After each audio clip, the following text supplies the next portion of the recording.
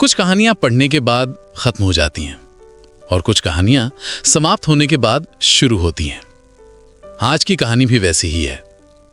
एक ऐसे पुरोहित की कहानी जिसने पूरी उम्र शास्त्रों के एक एक नियम को धर्म समझकर निभाया, जिसने कभी सुविधा के लिए सिद्धांतों से समझौता नहीं किया, जिसके लिए पूजा केवल कर्मकांड नहीं बल्कि ईश्वर के प्रति उत्तरदायित्व थी। लेकिन मनुष्य की सबसे कठिन परीक्षा तब नहीं होती जब उसके सामने गरीबी खड़ी हो।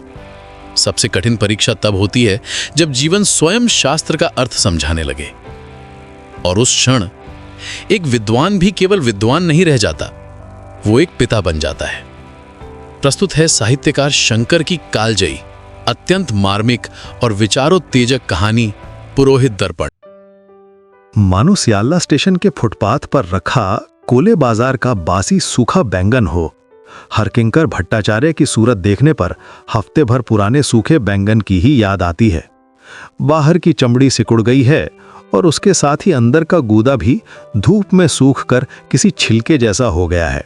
उनकी पतली और लंबी नाक मानो कोई अचरज का निशान हो।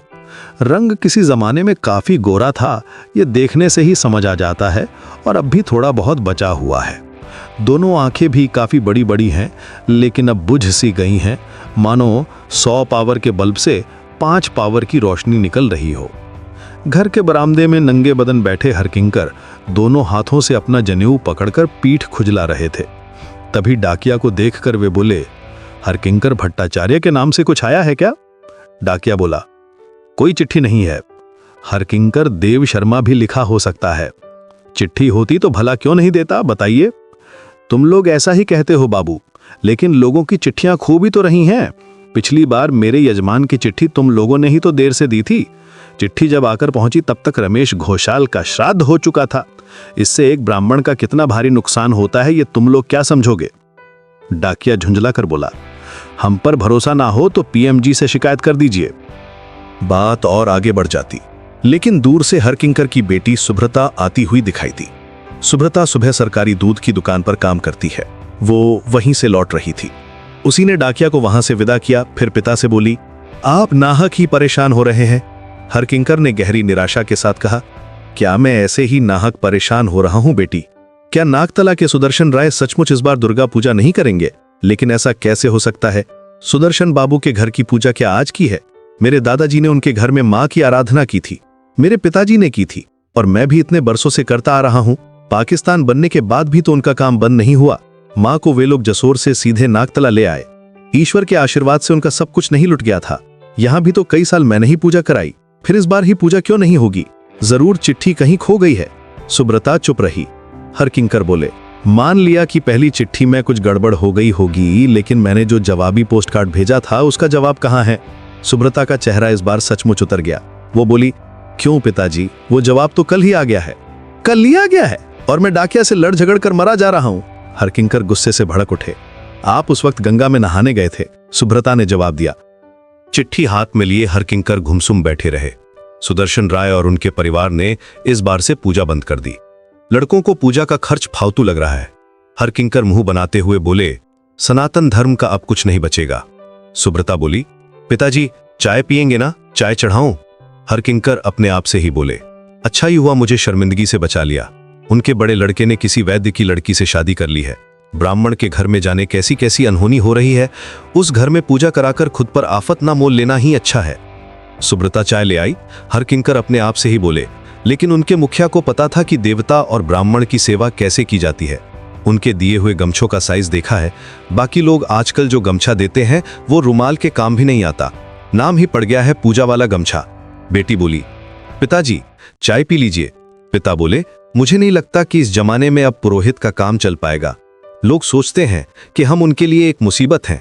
हम बिना कुछ किए ही पैसे वसूलते हैं, बस भिखारियों का एक सभ्य रूप है। बेटी बोली, पिताजी नबारुण स्पोर्टिंग क्लब वाले इस बार बहुत धूमधाम से पूजा कर रहे हैं। उनके सेक्रेटरी रोज सुबह दूध लेने आते हैं। आज भी आपकी ही बात कर रहे थे। क्या कहा तूने? हरकिंकर इस तरह से चीख पड़े मानो किसी ने भारी बूट पहनकर उनके पैरों पर पैर रख दिया हो। इस उम्र में मुझे बार बार ही पूजा करानी पड़ेगी? किसी दिन शायद कोई कहेगा। आगे की बात हरकिंकर ने बेटी के सामने नहीं कही, लेकिन मन ही मन बोले, शायद किसी दिन मुझे वैश्याओं के घर जाकर शीतला माता की पूजा कराने को भी कहेंगे। बेटी बोली, सेक्रेटरी कह रहे थे कि नबारुण स्पोर्टिंग की पूजा कराने के लिए तो पुरोहितों में मारामारी मची है। भागड़ के मुर्दे के लिए भी तो मारामारी मचती है। बारवारी पूजा शुरू होने से ही तो सनातन धर्म कर्त में जा रहा है। ऐसी जगहों पर पुरोहित ना भी आए तो कोई परवाह नहीं करता। एक ही पुरोहित 3 बारवारी पूजा निपटा देता है। सुब्रता चुप रही। हरकिंकर बोले, मां महामाया की पूजा है, कोई खेल नहीं। उनको खुश करके ही तो श्री राम ने रावण का वध किया था। 10 भुजाओं वाली देवी ने महिषासुर का वध करके देवताओं को फिर से स्वर्ग में बसाया था। पूजा में अगर कोई भूल चूक हो गई तो उनके क्रोध से मुझे कौन बचाएगा? बेटी फिर कुछ कहने की हिम्मत नहीं जुटा पाई। हरकिंकर बोले, जरा नुक्कड़ वाली बर्तन की दुकान पर जाऊंगा, अगर दान में मिले कुछ बर्तन बेच पाऊं। दिन दहाड़े चौराहे पर बैठकर वो दुष्ट खुलेआम लूटता है। पीतल की चादर का इतना सुंदर घड़ा है, ढलाई वाली कांसे की थाली है, पर कहता है कि 2.5 रुपए से ज्यादा नहीं दूंगा। कुछ दिन संभाल कर रखता तो अच्छे दाम मिल जाते, लेकिन इतनी हैसियत कहां है। सुब्रता बोली, दुकानदार से लड़ाई झगड़ा मत कीजिएगा पिताजी, आप तो जानते ही हैं कि वे चोर होते हैं। हरकिंकर ने सोचा, सब किस्मत का खेल है। मां की यही इच्छा है, वरना सनातन धर्म का ऐसा सत्यानाश क्यों होता? हमें अपना देश घर छोड़कर परदेश की इस बस्ती में आकर क्यों बसना पड़ता? हरकिंकर बाहर जाने के लिए उठ खड़े हुए थे। ठीक उसी वक्त बाहर से आवाज आई, सुब्रता भट्टाचार्य का घर कौन सा है? सुब्रता दरवाजा खोलकर हैरान रह गई। अरे शुभ्रा दीदी, आप यहां? क्यों, मैं नहीं आ सकती क्या? शुभ्रा दीदी ने हंसते हुए कहा। शुभ्रा दीदी को पिता के पास लाकर सुब्रता ने उनका परिचय कराया। पिताजी, ये महिला महाविद्यालय में बंगाली की प्रोफेसर शुभ्रा राय हैं। इन्होंने ही मुझे कॉलेज में फीस की माफी दिलवाई थी। ओह, हरकिंकर ने उन्हें प्रणाम किया। तब तक बेटी ने मेहमान के आगे बैठने के लिए एक आसन सरका दिया था। शुभ्रा दीदी की उम्र बहुत ज्यादा नहीं थी। अगर ढूंढा जाए तो उस उम्र की लड़कियां कॉलेज में ही मिल जाएंगी। इसके अलावा शुभ्रा दीदी के चेहरे पर एक ऐसी चमक है कि वे 18-19 साल की लड़की लगती हैं। उनके चेहरे से हरकिंकर ने अपनी बेटी का चेहरा भी मिला लिया। अभाव और लापरवाही में रहने के बावजूद उनकी बेटी का रंग काफी गोरा है और कद में भी कुछ इंच लंबी ही होगी। इतनी तंगी के बावजूद शरीर तेजी से बढ़ रहा है, देखकर कौन कहेगा कि अभी 17 की भी नहीं हुई है। बहुत झिझकते हुए हरकिंकर ने सजे धजे कपड़े पहनी शुभ्रा दीदी से कहा, कुछ बुरा मत मानिएगा, यहां बैठने की भी कोई ढंग की जगह नहीं है। क्या बात है शुभ्रा दीदी? बात तुम्हारे पिताजी से है। मैं तुम्हारे घर के पास ही रहती हूं, इसलिए प्रिंसिपल साहिबा ने कहा कि तुम ही जाकर मिलाओ। क्या बात है, बताइए, हरकिंकर ने पूछा। इस बार हमने कॉलेज में दुर्गा पूजा करने का फैसला किया है, शुभ्रा दीदी ने बताया। कॉलेज में दुर्गा पूजा, और वो भी लड़कियों के कॉलेज में? हरकिंकर ने अपनी हैरानी छिपाने की कोई कोशिश नहीं की। शुभ्रा राय का चेहरा मीठी मुस्कान से भर गया। सुब्रता ध्यान से देख रही थी। शुभ्रा दीदी का बर्ताव कितना अच्छा है। उसने सुना था कि बहुत अमीर घर की बेटी हैं, फिर भी कैसे बात करती हैं। शुभ्रा दीदी बोली, बहुत से लोग यह बात सुनकर हैरान हो रहे हैं। ये योजना हमारी प्रिंसिपल सुभद्रा हालदार की है। उनका मानना है कि देश के जैसे हालात हैं, उसमें अब लड़कियों को शक्ति की पूजा करने की जरूरत है। हरकिंकर बोले, अच्छा? शुभ्रा दीदी बोली, हम लोगों में जो खुद को थोड़ा मॉडर्न समझती हैं, उन्होंने तो कोई खास दिलचस्पी नहीं दिखाई, लेकिन प्रिंसिपल साहिबा चाहती हैं कि लड़कियां पूजा पाठ से जुड़ें और धार्मिक काम सीखें। उनका मानना है कि सिर्फ विदेशी कवियों को पढ़ने से देश का कोई भला नहीं होने वाला। हरकिंकर ने जानना चाहा, क्या पहले कभी इस तरह से पूजा हुई है? शुभ्रा दीदी ने बताया, सुभद्रा हालदार कहती हैं कि पहले क्या हुआ है या नहीं हुआ ये सोचने से कोई फायदा नहीं, जब काम अच्छा है तो उसे करने में रुकावट ही कहाँ है। महिषासुर का वध करने वाली कोई पुरुष नहीं थी, इसलिए लड़कियां चाहें तो एक नया आदर्श कायम कर सकती हैं। हरकिंकर बोले, पूजा में अब ज्यादा दिन तो बचे नहीं है। शुभ्रा दीदी बोली, आपने बिल्कुल ठीक कहा, समय एकदम नहीं है। बहुत से लोग डर रहे थे कि इतने कम दिनों में सब कुछ कैसे हो पाएगा, लेकिन प्रिंसिपल साहिबा ने कहा कि उनकी अपनी शादी भी तो 24 घंटे के नोटिस पर ही हुई थी। सुब्रता को जिस बात का डर था वही हुआ। हरकिंकर ने बिना किसी झिझक के शुभ्रा दीदी के मुंह पर ही कह दिया, मैं एक गरीब ब्राह्मण जरूर हूं, लेकिन बार बारी पूजा से मन ही मन सख्त नफरत करता हूँ। जहाँ 1000 लोग नेता बनते हों और पूजा के नाम पर जहाँ सिर्फ नाच गाना, हंसी मजाक और उच्छृंखलता होती हो, वहाँ भूखे मर जाने पर भी मैं पूजा नहीं कराऊंगा। सुब्रता ने सोचा था कि वो पिता को समझाकर शांत कर लेगी, लेकिन उनकी आंखों की तरफ देखकर वो हिम्मत नहीं जुटा पाई। शुभ्रा दीदी लेकिन बिल्कुल भी नाराज नहीं हुई। वे बोली, प्रिंसिपल साहिबा आपकी इस बात से पूरी तरह सहमत हैं। वे भी एक शुद्ध पूजा ही चाहती हैं, जिसमें धार्मिक भावना बनी रहे। माँ, एक बिजली की सजावट, पंडाल या जुलूस जैसा हम कुछ भी नहीं करेंगे। हमारी प्रतिमा भी पूरी तरह शास्त्र के अनुसार ही बन रही है। क्या आप लोग किसी फिल्म अभिनेत्री की शक्ल वाली आधुनिक मूर्ति नहीं चाह रही हैं? हरकिंकर ने सवाल किया। फिल्म अभिनेत्री की बात उठते ही सुब्रता न जाने क्यों चौंक पड़ी थी, लेकिन उन दोनों में से किसी ने भी इस बात पर ध्यान नहीं दिया। शुभ्रा दीदी बोली, हमारी प्रिंसिपल की इच्छा है कि पूजा सनातन आदर्शों के अनुसार ही हो, तभी तो लड़कियों का कल्याण होगा। हमने सारी जिम्मेदारी खुद ही उठाई है। हम लड़कियां ही सब कुछ कर रही हैं। हम सबका यही अनुरोध है कि पूजा आप ही कराएं। सुभद्रा जी ने कहीं आपके बारे में सुना है, अगर आप एक बार समय निकालकर उनसे मिल लें। हरकिंकर ने अपने मन को समझाया कि कॉलेज की लड़कियों की पूजा को बारवारी पूजा नहीं कहा जा सकता। उन्होंने शुभ्रा दीदी से कहा, आप मेरी बेटी की बहुत मदद कर रही हैं। मैं किस तरह आपका धन्यवाद करूं, समझ नहीं आता। 3 पीढ़ियों से हम लोग राय परिवार के घर ही पूजा कराते आए हैं। उसके सिवा आप कहीं और कभी बोधन नहीं किया। अब इस बार करके देखता हूं मां भगवती की क्या इच्छा है। मैं आज ही कॉलेज आऊंगा। हरिकिंकर शुभ्रा दीदी को बैठाकर उठ खड़े हुए। बर्तन वाले से अभी मिलना बहुत जरूरी था। बाहर जाने से पहले बेटी से बोले, दीदी तुम्हारे घर आई हैं, कम से कम थोड़ी चाय तो बनाकर पिलाओ। शुभ्रा दीदी अब उस बदहाल कमरे को ध्यान से देखने लगी। वे बोली, छत तो फटी हुई है, क्या बारिश का पानी टपकता है? पानी से तो कमरा ही डूब जाता है। सुब्रता ने जवाब दिया, तुम कॉलेज क्यों नहीं जाती हो? बहुत दिनों से नहीं जा रही हूं। किसी से ये बात कहिएगा मत शुभ्रा दीदी, वरना सुबह की ये दूध बांटने वाली नौकरी भी चली जाएगी। सरकार किसी छात्र के अलावा और किसी को काम पर नहीं रखती। कमरे की हालत और शुभ्रता का चेहरा देखकर शुभ्रा दीदी जैसे सब कुछ समझ रही थीं। शुभ्रता को शर्मिंदगी महसूस हुई। वो बोली, पिताजी की बात का बुरा मत मानिएगा शुभ्रा दीदी। धर्म और शास्त्र के मामले में आप उन्हें जिद्दी कह सकती हैं। इस बारे में वे किसी भी तरह की ढिलाई बर्दाश्त नहीं कर पाते, इसीलिए इतनी तकलीफें भी उठा रहे हैं। क्यों? नियम टूटने पर यजमान के मुंह पर ही खरी खोटी सुना देते हैं। ऐसे में कोई यजमान भला खुश क्यों रहेगा? इस मोहल्ले में पुरोहितों की कोई कमी तो है नहीं। ऊपर से हम बाहर के लोग हैं, पाकिस्तान में अपना घर बार लुटाकर भटकते हुए यहाँ पहुँचे हैं। यहाँ के यजमान अपने जाने पहचाने लोगों को छोड़कर भरा पिताजी को क्यों बुलाने लगे?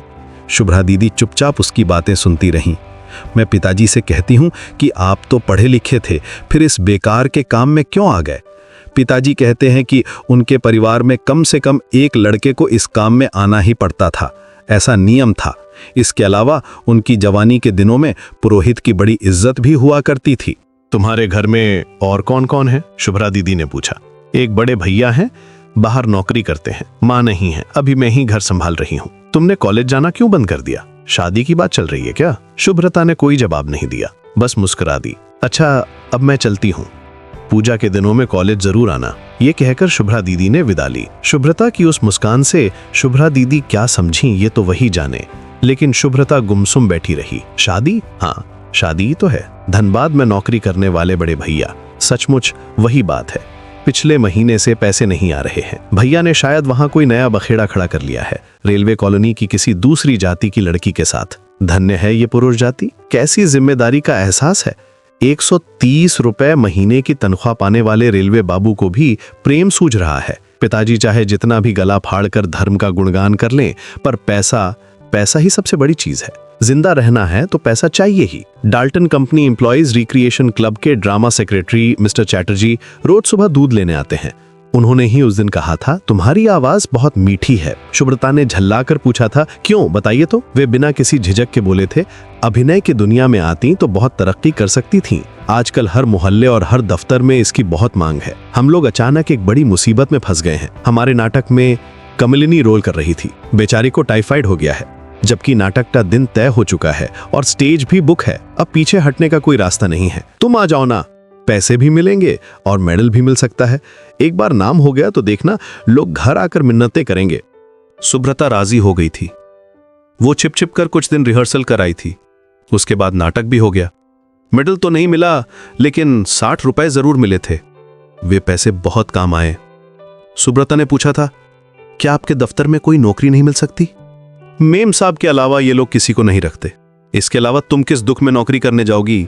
इस लाइन में तुम नौकरी से 10 गुना ज्यादा कमाओगी। और अगर एक बार किसी फिल्म प्रोड्यूसर की नजर में आ गई तो फिर क्या ही कहना। उन सज्जन ने कोई बुरी बात नहीं कही कि एक बार नजर में आ जाने पर फिर कोई बात नहीं। मिस्टर चैटर्जी का एक दोस्त स्टूडियो में असिस्टेंट कैमरामैन है। सुब्रता उससे मिल भी चुकी है। उसने कहा था कि तुम्हारे नैन नक्श बहुत तीखे हैं, कैमरे पर वे बहुत अच्छे आएंगे। तुम में हीरोइन बनने के सारे गुण मौजूद हैं। इस लाइन में किसी बड़े आदमी को पकड़ने की कोशिश करो। बस पहली बार ही थोड़ी बहुत पैरवी की जरूरत पड़ती है। उसके बाद अगर वैसा कोई इंसान साथ दे दे तो वही इंसान फिर घर आकर शूटिंग की तारीख के लिए मिन्नतें करेगा। लोग शायद अनाप शनाप बोलना चाहेंगे, लेकिन सुब्रता किसी की भी परवाह नहीं करती। अपने भविष्य के लिए उसे जो ठीक लगेगा वो करेगी। जब कोई पैसा नहीं देगा तो वो किसी की बात पर ध्यान भी नहीं देगी। सच कहा जाए तो पिताजी बहुत ही भले इंसान हैं। उसे सिर्फ पिताजी की ही चिंता है। शास्त्रों का इतना ज्ञान और विद्वान होने के बावजूद वे रोटी की समस्या नहीं सुलझा पा रहे हैं। पिताजी बिना समझे ही रुकावट डालेंगे। अभी उन्हें कुछ ना बताना ही ठीक रहेगा। लेकिन जब सुब्रता के पास बहुत सारे पैसे होंगे तब वो पिताजी को एक बहुत सुंदर मंदिर बनवा कर देगी। वहां वे अपने मन से अपने भगवान की पूजा करेंगे। तब उन्हें यजमानों के दरवाजे पर भटकना नहीं पड़ेगा। उसने सोचा था कि वो शुभ्रा दीदी को सब कुछ बता देगी, लेकिन उसने कुछ भी नहीं बताया। शायद अच्छा ही हुआ। अभी नहीं, जब सुब्रता भट्टाचार्य को देश भर में नाम मिलेगा, जब सबके होठों पर उसका ही नाम होगा, तब वो सब कुछ बताएगी। जब अखबार वाले उसकी जीवनी लिखने आएंगे तब सुब्रता शुभ्रा दीदी के महान दिल के बारे में भी बताएगी। उन्हीं की वजह से उसे बिना फीस के कॉलेज में पढ़ने का मौका मिला था। वो ये बात बिल्कुल नहीं छिपाएगी। तभी ताक पर रखी घड़ी पर उसकी नज़र पड़ गई। खाली बैठकर और समय बर्बाद नहीं किया जा सकता। अभी एक बार बाहर जाना बहुत ज़रूरी है। अब और सोचने से काम नहीं चलेगा। अभी मौके की तलाश में निकलना होगा। महिला महाविद्यालय में पूरे जोर शोर से पूजा की तैयारियां चल रही हैं। हरकिंकर ने अपने बदन की चादर ठीक की। वे बोले कि अगर शास्त्र के अनुसार सारी चीजें नहीं जुटाई गईं तो सिर्फ आपका ही नहीं, मेरा भी बुरा होगा। आखिर दुर्गा पूजा जो ठहरी, इसमें बहुत सी चीजें लगती हैं। सिंदूर, पंचगुड़ी, पंचपल्लव, पंचगव्य और पंचशस्य चाहिए होता है। कलश, कुंड, हांडी, शीशा, तेकाटा और तीर लगता है। फूल, दूब, बेलपत्र, तुलसी, धूप और दिया भी चाहिए। केले का पेड़, अरबी का पौधा और हल्दी का पौधा लगता है। जयंती का पेड़, अनार की डाल और अशोक की डाल भी चाहिए। यह सूची और भी लंबी हो सकती थी, लेकिन शुभ्रा ने कहा कि आप चिंता मत कीजिए, हम सब कुछ अच्छी तरह जुटाकर रखेंगे। आप बस पूरी सूची मुझे देकर जाइए। हरकिंकर बोले कि बेटी, शायद तुमने कभी पूजा का सामान नहीं जुटाया है। शुभ्रा ने शर्माते हुए कहा कि मैंने सुना है किसी जमाने में हमारे घर में भी पूजा हुआ करती थी, लेकिन तब मैं बहुत छोटी थी। पर इस बार मैं आपसे सब कुछ सीख लूंगी। हरकिंकर को बहुत दिनों से ऐसा मीठा व्यवहार नहीं मिला था। इस 5 भूतों के राज में ऐसी निष्ठावान लड़की मिलेगी, इसकी तो उन्हें बिल्कुल उम्मीद नहीं थी। उन्होंने उत्साह से कहा, कोई चिंता मत करो बेटी, इस बार मैं सब कुछ सिखा दूंगा। हमारी माताओं और बेटियों की वजह से ही तो सनातन धर्म आज भी किसी तरह टिका हुआ है। पढ़ी लिखी बेटियां अगर फिर से इतनी लगन के साथ सब कुछ सीखना शुरू कर दें तो फिर हमें किस बात का डर है। शुभ्रा ने बहुत नम्रता से कहा, अपने देश और अपने धर्म के नियम कानून न जानना कोई गर्व की बात तो है नहीं। इन्हीं सब में तो हमारे देश की सभ्यता और समाज का युगों युगों का इतिहास छिपा हुआ है। लेकिन यह बात कौन समझता है बेटी? मैं बारवारी पूजा नहीं कराता, इसलिए लोग मुझे कट्टर पुरोहित कहते हैं, कुछ तो पागल भी कह देते हैं। लेकिन बेटी, वहां पूजा का प भी नहीं होता। कोई ये नहीं पूछता कि पूजा का सारा सामान पर्चे के हिसाब से आया है या नहीं। अगर कोई चीज कम पड़ जाए तो कहेंगे कि जो आया है उसी से काम चला लीजिए। लेकिन बेटी, काम चलाने का हकदार क्या पुरोहित होता है? उसके पूर्वजों के जन्म से भी हजारों साल पहले ये सब बातें कागज कलम से लिख दी गई हैं। शुभ्रा बोली, हम आपकी बात से पूरी तरह सहमत हैं। हमारी प्रिंसिपल साहिबा कहती हैं कि अगर पूजा करनी है तो अच्छे से करो, वरना मत करो। हरकिंकर बोले, पूरी सूची मुझे जबानी याद है, मैं बोलता जा रहा हूं, आप फटाफट लिख लीजिए। सबसे पहले नवपत्रिका का सामान। नियम है कि इसे प्रतिपदा से चढ़ाया जाता है। पहले दिन सिर में लगाने वाला सुगंधित तेल, इत्र, कंघी और गुलाब जल लगता है। द्वितीया को सिर बांधने की पट्टी, तृतीया को शीशा, सिंदूर और आलता, चतुर्थी को मधुपर्क, कांसे की कटोरी, तिल और चंदन लगता है। पंचमी को उपटन और गहने। हरकिंकर थोड़ी देर के लिए रुके, फिर बोले, आप ऐसा कीजिए कि पहले पूजा की सूची ही लिख लीजिए। बोधन का सामान, आमंत्रण का सामान और अधिवास की डाली की। सूची खत्म करके हरकिंकर ने सप्तमी की पूजा की सूची शुरू की।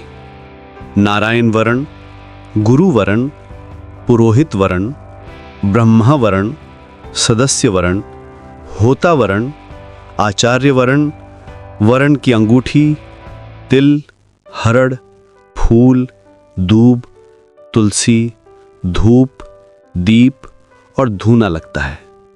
अपने छात्र जीवन में शुभ्रा बहुत तेजी से लिख सकती थीं, लेकिन पुरोहित जी की रफ्तार के आगे उन्हें हार माननी पड़ी। हरकिंकर हंस पड़े। वे बोले, कोई बात नहीं, मैं ही लिख देता हूं बेटी।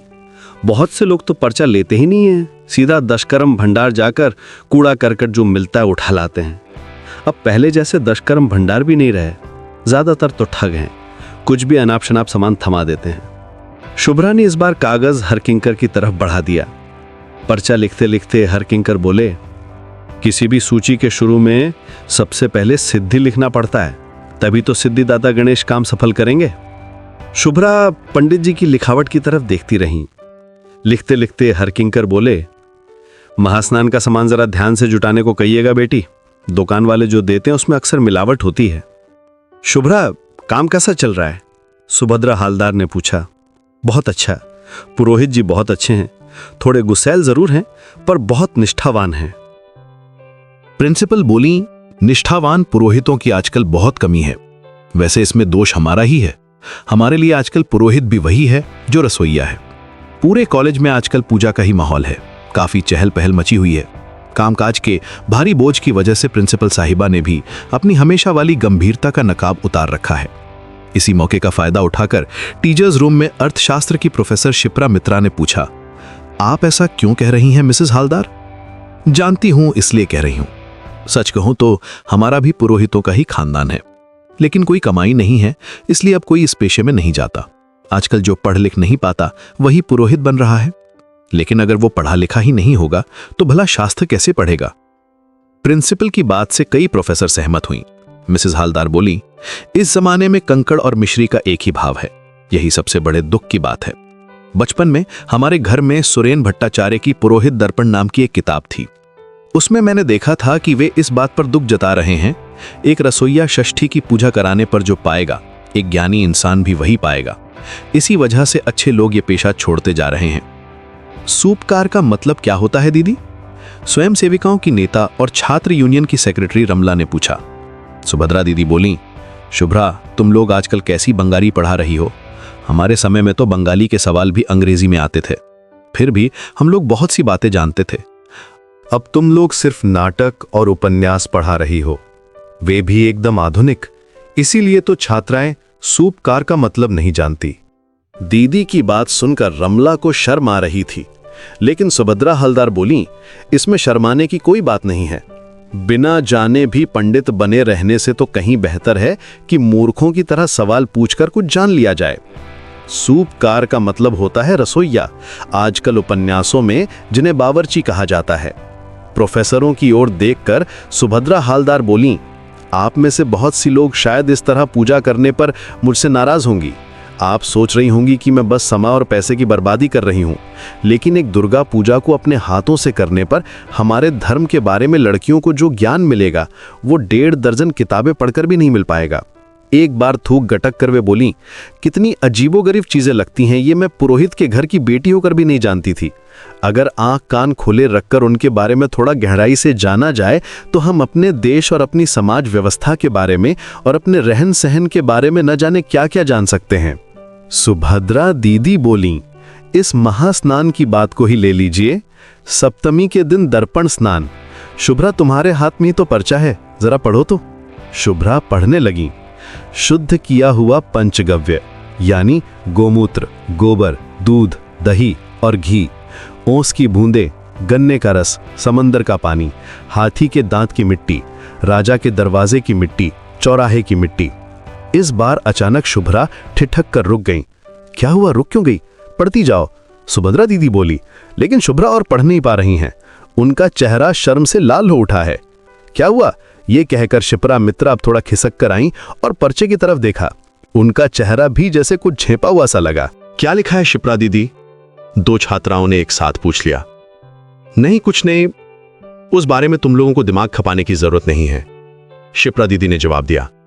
कुछ ठीक से समझ ना पाने पर प्रिंसिपल बोली, हाथ में बहुत सारे काम हैं, अब इस तरह समय बर्बाद करने से काम नहीं चलेगा, पढ़ती जाओ। शिप्रा बोली, उसे छोड़कर ही आगे पढ़ती जा। छोड़ने की बात उठते ही जैसे सबकी उत्सुकता बढ़ गई। कुछ और प्रोफेसर भी अब शुभ्रा के पास आ गईं और पर्चे को देखने लगीं। उनके चेहरों के भाव भी तुरंत बदलने लगे। एक प्रोफेसर बोली, सच में ऐसा होता है क्या? इतनी पूजाओं में गई हूं पर यह सब लगता है, ऐसा तो कभी नहीं सुना। दूसरी प्रोफेसर बोली, लगता जरूर होगा, वरना पुरोहित जी क्यों लिख कर देते।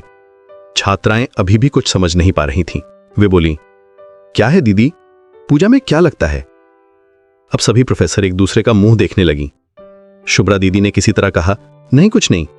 अब उन्होंने उस खास चीज को छोड़कर आगे पढ़ने की कोशिश की। शहद, कपूर, अगुरु, चंदन, कुमकुम। लेकिन छोड़ना मुमकिन नहीं हो पाया। सबकी नजरें जैसे उसी छोड़ी गई जगह पर अटक गई थीं। सुभद्रा हलदार बोली, क्या बात है? शुभ्रा को मजबूर होकर अपनी कुर्सी से उठकर प्रिंसिपल के पास जाना पड़ा। उसने पर्चा उन्हें दिखाया।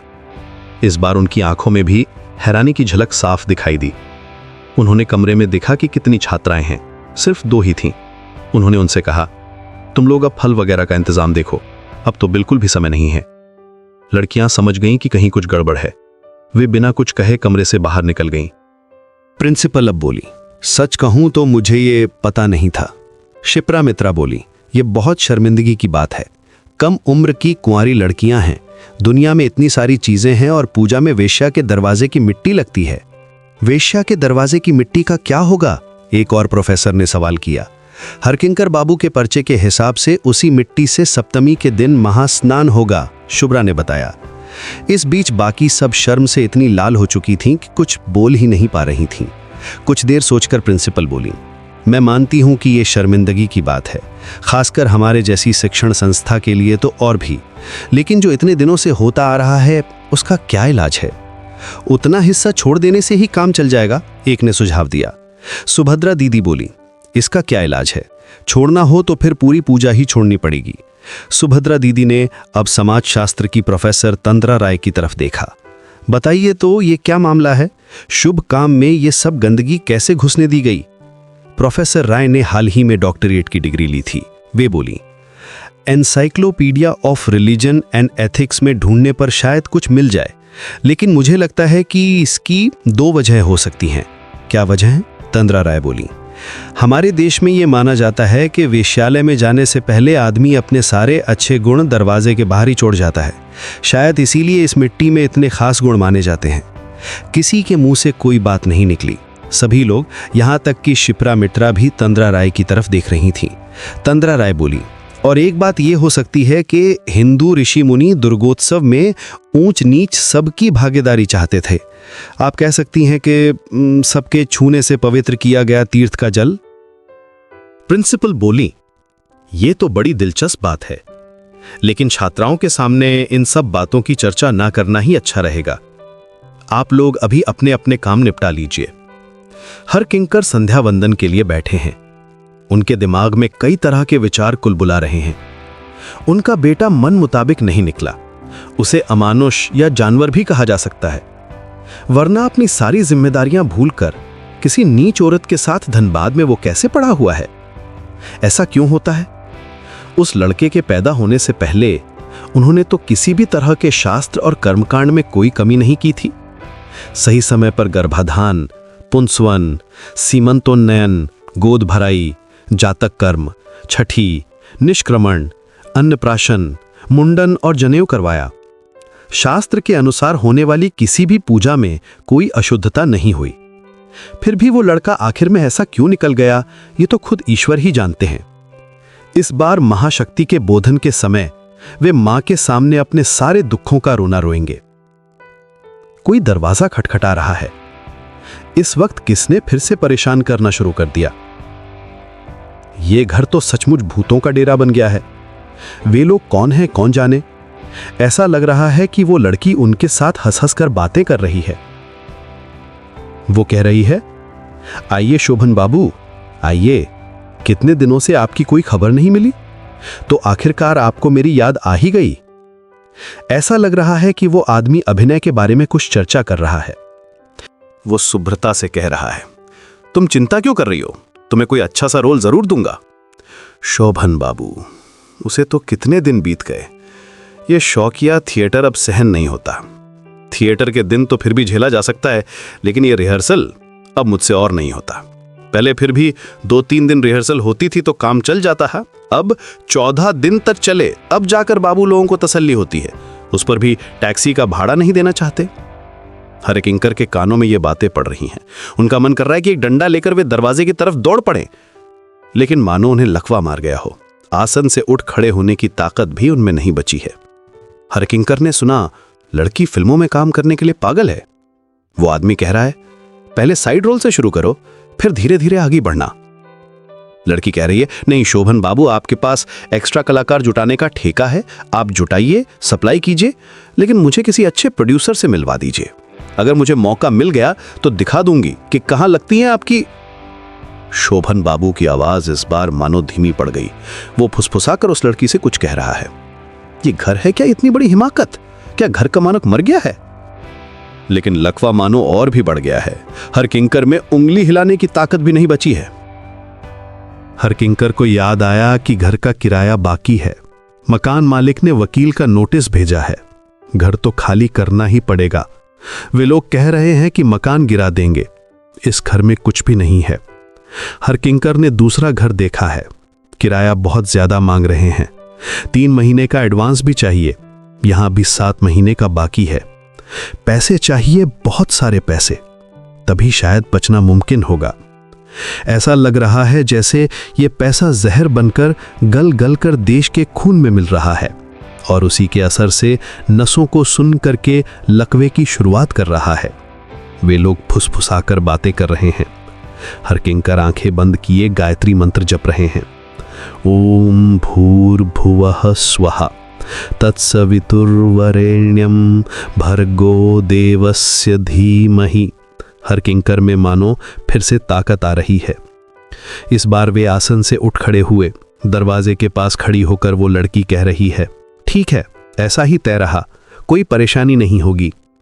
हर किंकर भूलने की कोशिश कर रहे हैं, मानो उनकी आंखें और कान सब जहर से खराब हो गए हों। एक बड़ा सा पेट लिए सब कुछ खा जाने वाले हर किंकर मानो बस लेटे लेटे ही जिंदा है। लड़की ने इस बार पिता की तरफ देखा। तू बाहर जा रही है क्या? हाँ पिताजी, थोड़ा काम है। पिता चुप रहे। लड़की बोली, साथ ही एक घर का पता भी लेती आऊंगी। पिता के मुंह से कोई बात नहीं निकल रही है। लड़की बोली, पिताजी आप इतना क्या सोचते हैं, बताइए तो, सब ठीक हो जाएगा। हर किंकर घर से निकलकर सीधे दशकर्म भंडार पहुंचे। पूजा का सामान खरीदने की जिम्मेदारी आखिरकार शुभ्रा ने उन्हीं पर डाल दी थी। दुनिया की जितनी भी ऊट पटांग चीजें हैं सब दशकर्म भंडार में ही तो मिलती हैं। पर्चा मिलाकर हर किंकर ने सामान खरीदना शुरू किया। आप लोग सब असली चीजें ही तो देते हैं ना, या फिर आजकल पूजा के सामान में भी मिलावट होने लगी है? दुकानदार ने चिढ़कर कहा। ऐसा क्यों कह रहे हैं? हर किंकर ने जवाब दिया, मां की पूजा से आजकल वैसा फल क्यों नहीं मिलता? शायद मिलावट की वजह से। दुकानदार गुमसुम रह गया। भरी शाम को ऐसी बात सुना गए।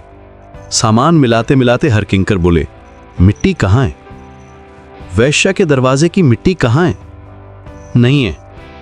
क्या आप लोग रखते नहीं है? मिलावटी होती है, हम लोग तो ऐसी कोई मिट्टी पुड़िया में बांधकर बेच देते हैं, दुकानदार ने जवाब दिया। तो फिर नहीं चाहिए। मजदूर के सर पर सामान लाद कर हर किंकर सीधे कॉलेज आ गए। वहां उस वक्त पूरी तरह से हो हल्ला मचा हुआ था। रात बीतते ही तो पूजा है, अभी ढोल बजाने वाले आ जाएंगे और ढोल बजना शुरू हुआ नहीं कि समझो पूजा शुरू हो गई। हरकिंकर उन लड़कियों की तरफ देखते रहे। क्या ये लड़कियां मां महाशक्ति की पूजा करेंगी? करने दो, करने में क्या बुराई है, उन्होंने मन ही मन कहा। शुभ्रा ने पूछा, सब सामान मिल गया ना हरकिंकर बाबू? एक चीज बाकी है, अभी लाता हूं, हरकिंकर ने जवाब दिया। हरकिंकर फिर से रास्ते पर निकल पड़े। वे कुछ ढूंढ रहे हैं। वह जगह कहां है? आसपास ही कहीं वो बस्ती होगी। बचपन में वे अपने गांव की वो बस्ती पहचानते थे। गांव के एक कोने में कुछ कच्चे घर थे। आमोदिनी दासी नाम की एक बुढ़िया ने वो लाइन छोड़कर दूध का कारोबार शुरू कर दिया था। बचपन में हरकिंकर भी कई बार उसके घर गए थे, लेकिन यहां वो मोहल्ला कहां है? वे किसी चीज की खबर नहीं रखते। नुक्कड़ पर पुलिस से पूछना शायद ठीक नहीं रहेगा। कुछ दिन पहले अखबार में छपा था कि वेश्यावृत्ति गैर कानूनी हो गई है।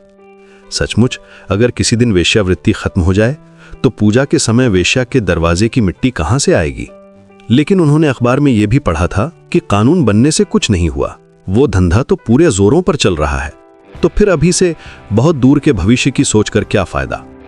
पान की दुकान पर ही पूछ लेना शायद ठीक रहेगा। वे लोग जरूर खबर रखते होंगे। सीधे जाकर उन्होंने दुकानदार से पूछा था। वे लोग खिक खिक करके हंसे। इस उम्र में भी बुढ़ा होकर मरने को है, फिर भी? एक ने कहा, तुझे इतनी ठेकेदारी की क्या जरूरत है? पूछ रहे हैं तो रास्ता बता दे। पान में चूना लगाते लगाते दुकानदार ने कहा, जरूर, बहुत से लोग खबर लेते हैं, लेकिन इस वक्त नहीं। कुछ देर बाद फिर हरकिंकर को एक बार और अच्छी तरह देखकर मुंह दबाकर हंसते हुए उसने कहा, क्या नया शौक चढ़ा है? बाईं तरफ वाला रास्ता पकड़कर सीधे चले जाइए। कोई 5 मिनट बाद दाईं तरफ वाली पक्की सड़क पकड़ लीजिएगा। वहीं पर सिनेमा हॉल है। हॉल के पीछे की तरफ ही कुछ गलियां हैं। आपको जो चाहिए वही मिल जाएगा। बिना समय बर्बाद किए हरकिंकर आगे बढ़ने लगे। सिनेमा हॉल के पास एक और दुकान पर पूछना पड़ा। वे भी मुंह दबाकर हंसे। बोले, बाबू शराब चाहिए क्या? बहुत बढ़िया चीज मिलेगी। दांत पीसते हुए हरकिंकर गली में घुस गए। कुछ दरवाजों के पास कुछ लोग सज धज कर खड़े थे। हरकिंकर एक पल के लिए ठिठके। गैस वाली बत्ती की रोशनी में लड़कियों ने भी उन्हें अच्छी तरह देख लिया। राम नामी चादर ओढ़े ऐसा सच्चा ब्राह्मण मेहमान उन्हें कहाँ मिलता है? इसलिए उन्होंने आवाज लगाई, क्या अंदर आएंगे ठाकुर जी? हरकिंकर ने उनके दरवाजे की तरफ देखा। लाल सिंदूर से कुछ लिखा था, श्री श्री दुर्गा मां सहाय। बगल वाले दरवाजे पर भी यही लिखा था। क्या बात है? हरकिंकर आगे बढ़े। यहां लिखा था, भद्र लोगों का घर। हरकिंकर का शरीर मानो घिन से सिहर उठा। जल्दी से मट्टी लेकर लौटना होगा। यहां थोड़ा अंधेरा सा लग रहा है। दरवाजे के ऊपर मां का नाम भी लिखा है। इस घर की लड़कियां अभी बाहर नहीं आई हैं। शायद अभी सज संवर रही होंगी, या फिर शायद उन्हें बाहर आकर खड़े होने की जरूरत नहीं पड़ती होगी। यहां की मट्टी से ही काम चल जाएगा। उकड़ू बैठकर हरकिंकर मट्टी बटोरने लगे। तभी किसी औरत की आवाज आई, अरे बाप रे, वो आदमी वहां बैठकर क्या कर रहा है? शोर मचाती हुई अंदर से 2-3 लड़कियां और आ गईं और हरकिंकर का हाथ पकड़ लिया। ओ बुढ़े, यहां क्या कर रहा है बे? हरकिंकर घबरा गए। नहीं नहीं, कुछ नहीं कर रहा हूं। तेरे मुंह में आग लगे रे बुढ़े, तेरे ये ढोंग देखकर तो मैं मरी जाऊं। ये तो जैसे बहुत ही सीधे साधे हैं। सच कह रहा हूं बेटी, हरकिंकर ने गिड़गिड़ाते हुए कहा। देख तो इसके हाथ में क्या है, एक ने कहा, और दूसरी ने जोर आजमा कर हरकिंकर की मुट्ठी खोल दी। मुट्ठी भर धूल लेकर ये बुढ़ा क्या कर रहा था री? एक और लड़की शायद अपना श्रृंगार अधूरा छोड़कर ही भाग आई थी। उसके शरीर से सस्ती स्नो की महक आ रही थी। इस बार वो डर से कांप उठी। इसने तो सत्यानाश कर दिया। ये जरूर कोई तांत्रिक है, कोई जादू टोना कर रहा था। नहीं नहीं, मैं तो एक पुरोहित हूं, जादू टोना क्यों करूंगा? हरकिंकर ने थोड़ा डरते हुए कहा। लड़कियों की आवाज सुनकर एक मोटा सा आदमी भी जाने कहां से आ धमका। घेंटू बाबू, देखिए ना, यह आदमी यहां बैठकर मिट्टी उठा रहा था, न जाने क्या जादू टोना कर गया है। घेंटू बाबू ने इस बार हरकिंकर के गले की चादर खींच ली। उसने गंदी सी गाली देकर कहा, मैं तुझे तेरे बाप का नाम भुला दूंगा। यकीन मानिए, मैं तो बस यहां की मिट्टी लेने आया था दुर्गा पूजा के लिए। घेंटू बाबू ने अचानक हरकिंकर के हाथ पर एक थप्पड़ मारा। सारी मिट्टी नीचे गिर गई। लड़कियां बोली, क्या आफत है भाई, इतने घर हैं और हमारे दरवाजे से मिट्टी उठानी थी। इसे तो मौत आ गई है। हम तो अपना शरीर बेचकर खा कमा रही हैं, वो भी इस बुढ़े से सहा नहीं जा रहा है। घेंटू बाबू बोला, जावे साले, और खबरदार जो कभी यहां मिट्टी लेने आया तो फिर तो मैं तेरी जान ही ले लूंगा। हरकिंकर पसीने से नहा उठे हैं। उनका शरीर उत्तेजना से कांप रहा है। जरा सी मिट्टी लेने आए थे और ये कैसी मुसीबत गले पड़ गई। क्यों भाई, अगर मैं जरा सी मिट्टी ले ही लेता तो तुम्हारा क्या बिगड़ जाता? हरकिंकर का शरीर घिन से भर उठा है, मानो नाले के कई बड़े बड़े चूहे उनके शरीर के ऊपर से गुजर गए हों। उन्हें नहाना पड़ेगा, गंगा जल से खुद को पवित्र करना होगा। लेकिन वे मां को किस चीज से नहलाएंगे? महास्नान के वक्त वो मिट्टी कहां से आएगी? क्या वो पागल हो गए हैं? इसमें इतना सोचने वाली क्या बात है? दशकर्म भंडार की मिलावटी मिट्टी से ही तो हजारों पूजा हो रही हैं। एक और सही, क्या हरकिंकर एक रिक्शा बुला लें? लेकिन ऐसी हालत में रिक्शे पर बैठेंगे तो लोग शराबी समझेंगे। हरकिंकर पैदल ही चलते रहे। हरकिंकर घर के पास पहुंच ही चुके थे, तभी चीं की आवाज करती हुई एक मोटर गाड़ी बिल्कुल उनकी गर्दन के पास आकर रुकी। कलफ लगा मलमल का कुर्ता पहने एक सज्जन उतरे। पेट काफी निकला हुआ था और गले में सोने की जंजीर लटक रही थी। क्या आप बता सकते हैं कि सुब्रता देवी का घर कहाँ है, जो क्लबों में नाटक करती फिरती है? हरकिंकर ने चिढ़कर उस आदमी के चेहरे की तरफ देखा। सुब्रता देवी के घर में इतनी रात को किसी से मुलाकात नहीं होती। वो आदमी अब नशे की झोंक में खिलखिलाकर हंसने लगा। सच में किसी बड़े खानदान की सती सावित्री है क्या? जो कह रहा हूं वही सुनिए, सुब्रता इस वक्त किसी से नहीं मिलती। अरे वाह, क्या बात है, तो फिर सब कुछ खोलकर बता दूं क्या? लेकिन तुम हो कौन बे उसके बाप के ठेकेदार? अपनी जुबान संभाल कर बात कीजिए। अरे बाप रे, भलाई इसी में है कि चुपचाप यहां से खिसक ले बच्चे, वरना रेल से कटकर मरेगा। ये भद्र लोगों का मोहल्ला है, अगर ज्यादा कुछ किया तो। हरकिंकर के शरीर में ताकत होती तो उस आदमी के गाल पर एक थप्पड़ जड़ देते। ओ बाप रे, सुब्रता से ही पूछना पड़ेगा कि वो कब से भद्र लोगों के मोहल्ले में आकर रहने लगी है। अब दोनों ही घर के दरवाजे के सामने पहुंच चुके थे। हरकिंकर और चुप नहीं रह सके। उन्होंने हाथ बढ़ाकर उन सज्जन के कुर्ते का कॉलर पकड़ने की कोशिश की, लेकिन वे उस आदमी से कैसे जीत पाते। एक ही झटके में उसने हरकिंकर को जमीन पर पटक दिया। साले, मैं तो सोच रहा था कि सिर्फ मैं ही नशे में हूं, देख रहा हूं कि तूने भी माल चढ़ा रखा है। वो आदमी शायद अब हरकिंकर की छाती पर चढ़ बैठता। हरकिंकर भी जमीन पर लौटते हुए उस आदमी के पैर पकड़कर उसे गिराने की कोशिश कर रहे थे। शायद कोई अनहोनी हो जाती, लेकिन शोर सुनकर सुब्रता आई और दरवाजा खोलकर ठिठक गई। अरे सुब्रता देवी, थोड़ी देर पहले आपने घर आने से मना कर दिया था, लेकिन आपके आने के बाद देखा कि हाथ में कोई काम नहीं है। आपको देखने के लिए मन भी बेचैन होने लगा था। हरकिंकर जमीन से उठकर हांफते हुए बोले, जा तू अंदर चली जा। जाने कहां का शराबी मोहल्ले में घुस आया है, न जाने कहां से तेरा नाम जान लिया है। मैं इसे अभी मजा चखाता हूं। लेकिन यह क्या हुआ? वो लड़की अभी भी वहां क्यों खड़ी है? वो आदमी बोला, न जाने कहां के इस बुढ़े से आपके घर का पता पूछकर मुसीबत में फंस गया। आप तैयार हो जाइए, मैं गाड़ी लेकर आया हूं। सुब्रता अभी भी पत्थर की तरह खड़ी थी। उसने धीरे से कहा, आप अभी जाइए, मैं नहीं जाऊंगी। क्यों, आपको क्या हुआ? अभी थोड़ी देर पहले ही तो होटल से आई हैं। डार्क रूम में स्क्रीन टेस्ट भी दिया। इतनी ही देर में मिजाज बदल गया। फिल्मों में उतरने का इरादा नहीं है क्या? क्या? हरकिंकर फिर से उस आदमी की तरफ झपटे। जी हां सर, जो कह रहा हूं बिल्कुल सच है। वो आदमी दांत निकालकर हंसने लगा। सुब्रता इस बार चीख उठी, जाइए यहां से, वरना मैं अभी लोगों को बुलाती हूं। मुझे आपकी फिल्म में कोई रोल नहीं चाहिए। सुब्रता अब थर-थर कांप रही थी। वो आदमी समझ गया कि आज कहीं कोई बड़ी गड़बड़ हो गई है। बोला, ठीक है, जा रहा हूं। फिर जैसे हरकिंकर को सुनाते हुए ही बोला, जरूर किसी और के साथ कोई अपॉइंटमेंट होगा। हरकिंकर ने दरवाजा बंद कर दिया। पसीने से उनका पूरा शरीर भीग गया था। सुब्रता हाँफ रही थी और कांप रही थी, कांप रही थी और हाँफ रही थी। हरकिंकर ने अपनी बेटी के चेहरे की तरफ देखा। बेटी बोली, पिताजी। पिता चुप रहे। बेटी रोते हुए बोली, पिताजी, उस आदमी ने कहा था कि सप्तमी के दिन वो मेरे साथ फिल्म का कॉन्ट्रैक्ट साइन करेगा। बस इस पहली बार ही इस लाइन में घुसते समय उनके आगे छोटा होना पड़ता है। उसके बाद एक बार नाम हो जाए तो सब ठीक हो जाता है। पिता पत्थर की तरह चुप रहे। बेटी ने पुकारा, पिताजी। पिता ने कोई जवाब नहीं दिया। अब बहुत रात हो चुकी थी। वे लोग सो गए थे। अचानक सुब्रता की नींद खुल गई। दरवाजा कुछ खुला सा लग रहा था। हां, सचमुच खुला ही था। सुब्रता ने पिता के बिस्तर की तरफ हाथ बढ़ाया। उसका दिल धक से रह गया। बिस्तर पर तो कोई नहीं था। सुब्रता घबराकर झटके से उठ खड़ी हुई। पिताजी, पिताजी, आप कहां गए? पिता दरवाजे के बाहर थे। पिताजी, आप अभी तक जाग रहे हैं? कल सुबह सुबह ही तो पूजा है ना।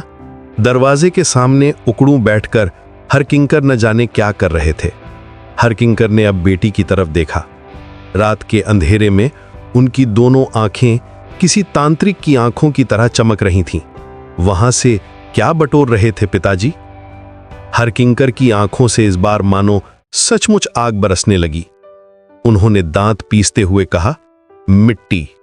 पिता का ये रूप देखकर शुभ्रता डर गई थी। फिर भी पास जाकर उसने बहुत प्यार से पिता का हाथ पकड़ लिया और बोली, मिट्टी का क्या करेंगे पिताजी?